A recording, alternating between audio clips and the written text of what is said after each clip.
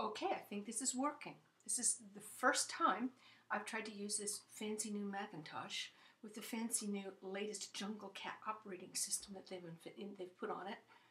And it looks like it makes some really cool recordings. I hope this works. If it does, it's going to go on our website. Here's what we're going to do. We're going to talk about magazines. We're going to talk about magazines as repositories of your audience. Your magazine is your audience. Actually, your magazine's readers are your audience, right? As you know, anybody who's a writer writes to an audience. You write to a readership. You don't write in a vacuum. Well, you don't write in a vacuum if you hope to get published. So if you intend to get published, which I assume that's what you'd like to do, otherwise you wouldn't be taking this class, what you want to do is study the audiences of the various publications that are likely to publish your work.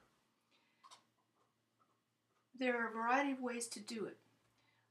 Certainly one is to read the content. That's what you should be doing, reading the content of a number of issues of any magazine that you want to target. There are several devices within the publication that you can go to quickly, and again, you look at several issues worth. They'll give you clues to who's reading the publication, why are they reading it, do they want to be entertained, they want to be informed, maybe they're just insane, what is their educational level, how affluent are they, where are they, where do they read the publication? Some publications are trade magazines. A person might read them in the office. Some publications they're reading on the bus or in the doctor's office, who knows.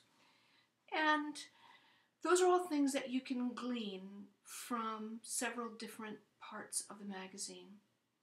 We're going to look at a thing called the masthead. Then we're going to look at the table of contents as a clue to what goes on in a magazine and where you might be able to sell things to the magazine. We'll look at advertising, and then we'll just kind of take an overall look at the publication itself. By the way, I see those ears are over there. That is not a rat. That's my sidekick. She's Cassie the Corgi. She's a little dog, and she does bark occasionally. Don't be alarmed. Nothing much will go on. Okay, let's take a look at some rags that I have around the house. Unfortunately, I have minimizing frenzies. I decided that I'm going to go declutter. So I threw out an awful lot of these things. I don't have very many laying around the house, but here are a few that were on the dining room table. They collect like snow. Here's a Sunset magazine that just came up. Isn't that cute? Sunset magazine. Most of you have probably have seen Sunset. Some of you may just know of Sunset, but it's an old magazine. Was founded by a family in the publishing business, owned for 30 or 40 years by this family. They finally retired. It was then bought by a corporation, went way downhill. And I see that lately it's back. It's much better than it used to be. In this particular Dog and Pony show, let's talk about mastheads, assuming I can find the masthead in this rag, which right now I'm not finding. Here it is. This is what a masthead looks like. It's usually near the front of the publication. Sometimes you'll see them near the back of the publication. AARP magazine publishes its masthead on either the last page or the second to the last page. Here's what a masthead is. You probably can't see it because the type is too fine. It's a list of all the staff, everybody who works regularly for that publication in every department. Editorial, graphic design, advertising, circulation, fulfillment. All the different departments have all their staff members listed in, doing this backward is quite a trick, in this masthead lash up, right up and down here. Now the value to you for this, there's a couple of values. I need a pair of glasses to read this fine print. One is, it allows you to get some clue to who to send your submissions to. Actually, you're going to be sending your query letters. You're not going to be sending your completed articles.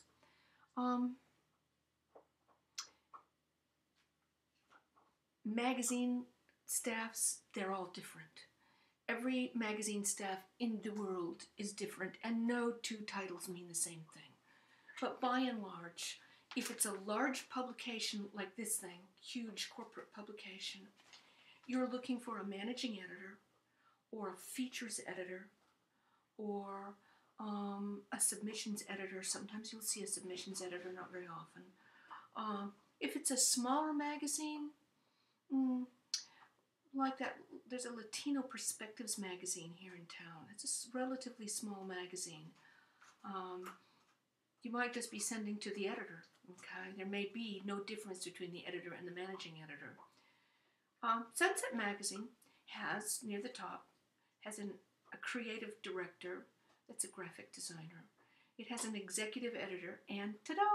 It has a managing editor. This particular managing editor has a name, Alan J. Finney. All two names, Alan and Finney, are strangely spelled. A-L-A-N, first name. J, middle initial, Finney, P-H-I-N-N-E-Y. Now, you want to be sure you got that person's name spelled correctly, and you want to be sure you got that person's title spelled correctly. Managing editor, not editor-in-chief, not features editor, not freelance editor, not any other weird thing you think of. Managing editor. Write it down, and write the spelling down carefully. On the masthead, you usually will find an address. Somewhere in here, they'll usually tell you Sunset, Box 62406, Tampa, Florida. Are you kidding? There's an email address. There are a bunch of other things. So you're going to write down the address. If there's a phone number or an email, write that down. Write down the name of the features editor, managing editor, editor, whoever it is who looks like he's going to be likely to be interested in your thing. And that's it. Now, here's another one. Poor folks. This will tell you what a hopeless egghead I am. Another one of the publications laying around my house is the New York Review of Books. Okay.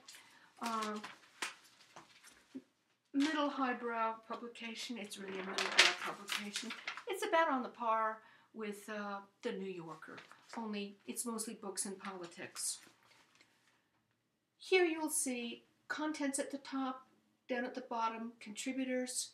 If you could see this type down here below the contributors, this is the masthead. This shows the staff. The editor is Robert B. Silvers. There's several senior editors. There's an assistant editor. There's a founding co-editor, and on and on. You probably are going to be looking for one of the senior editors. You aren't going to know which one unless you're there in New York. And you get to know these people. Where it says contributors, these are little bios of the people who have contributed articles to this issue. They're all, pretty much all freelance written. Table of contents floats above the top of it. We'll do a thing on tables of contents in another segment. Okay? Use this. Not all publications have mastheads. For example, here we have, speaking of middlebrow publications, the New York Times Magazine. This is the Sunday magazine of the New York Times, which you, as a student at SCC, can get a subscription to on the extreme cheap. You need to look into that. They practically give it away to students.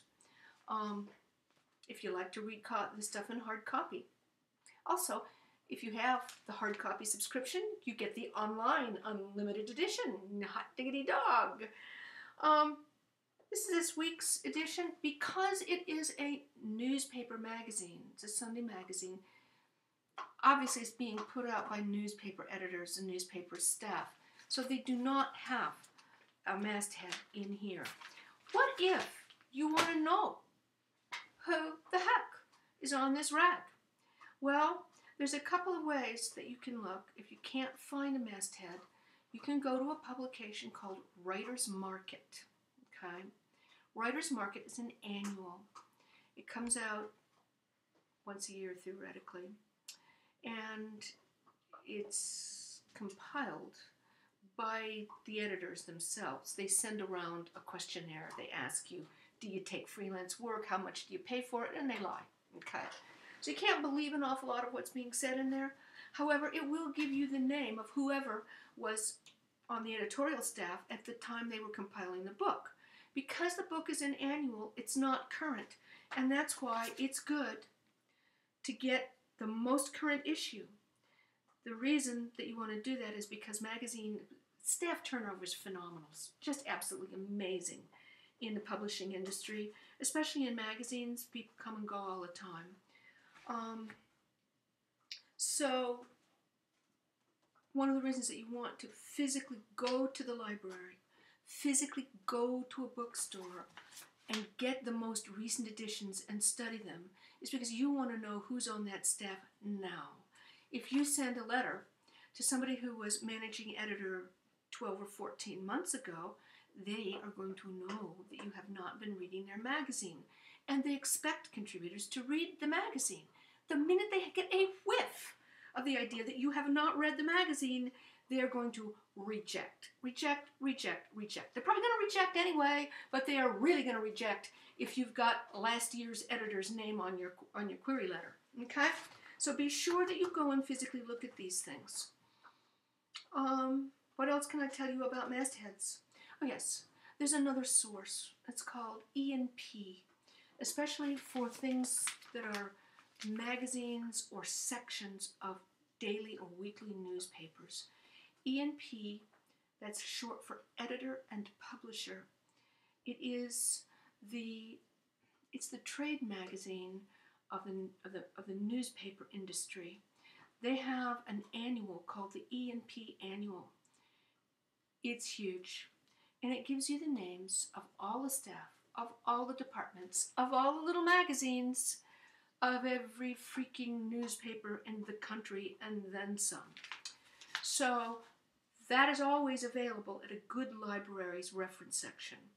So if you go to your library, probably we have it at Paradise Valley. If we don't, I can tell you every city library in Phoenix has got a copy of E&P at the reference desk.